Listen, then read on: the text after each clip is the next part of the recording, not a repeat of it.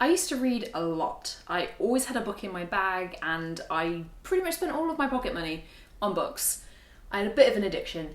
And then I went to university and I just lost interest in reading. I think a lot of people had the same sort of experience, that when you spend all day reading something, the last thing you want to do to unwind is more reading. So I kind of just drifted away from recreational reading, and it's kind of hard to get back into something when you've had years away from it. But I've been doing my best, and this year I have read a fair few books, so I wanted to go through my favourite books that I read this year. Not all of these were published this year, but actually I think only one of these was published this year. But I read them this year, so I don't care, they count. The first one is The Girl with All the Gifts by M.R. Carey. Carey? I'm going with Carey. This is a really good sort of sci-fi dystopia kind of future thing. I don't want to say too much, that's the thing. This is one of those books that you kind of need to go into it fairly blind.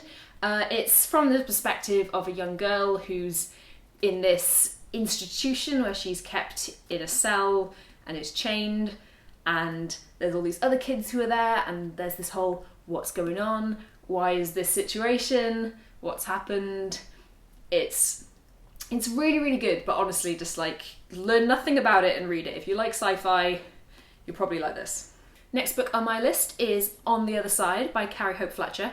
She is a YouTuber I really enjoy watching. I've also seen her in a performance as Truly Scrumptious. They said Truly Scrumptious in Chitty Chitty Bang Bang when she was part of the UK tour a few months ago.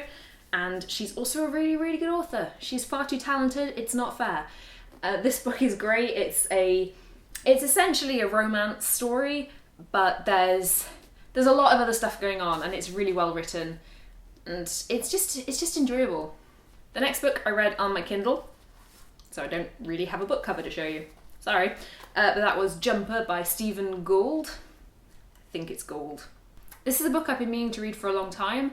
I saw the film a few years ago and really enjoyed that, and I know that it wasn't particularly well received, that film, and I didn't really get why, because I really enjoyed it. And then I've read the book, and now I completely understand why people who'd read this book hated that film.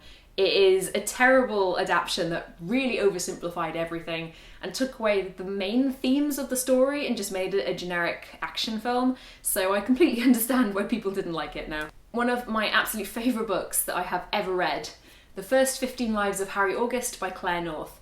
This book is just fantastic. It's a fantasy story about a guy called Harry August, and when he dies, he is sent back to his child body to live through his life again, on repeat, over and over. And it's just so well written, it's so interesting, it's so confusing with the different timelines. I got very muddled at a few points, but in a good way. And the story that evolves after his initial experimentation with what he's able to do, it's definitely gripping. I read this so fast, and I'm reading it again, as you can tell by the bookmark of a train ticket, because I wanted to straighten out the timeline in my head of when everything happened. So definitely not something to read if you're really tired and don't want to concentrate. It's maybe not the best for unwinding, but really good story. And last, but certainly not least, we have The Martian by Andy Weir. This book, I don't even need to say how great it is because it has done so well, and the film as well. Amazing. It's so clever. The science in it just makes you feel really smart for understanding what's going on, and the amount of crap that this guy has to go through to try and stay alive on Mars. It is tense, it is exhausting, it is hilarious, it is one of my favourite books ever, and I think it's one of those ones that I will keep going back to and rereading. It's just so nice. Just such a good story. Why aren't there more books like this? So those are the top 5 books that I read this year that I really enjoyed. I didn't read that many more than that, so narrowing it down to 5 wasn't too difficult. I didn't have to eliminate very many.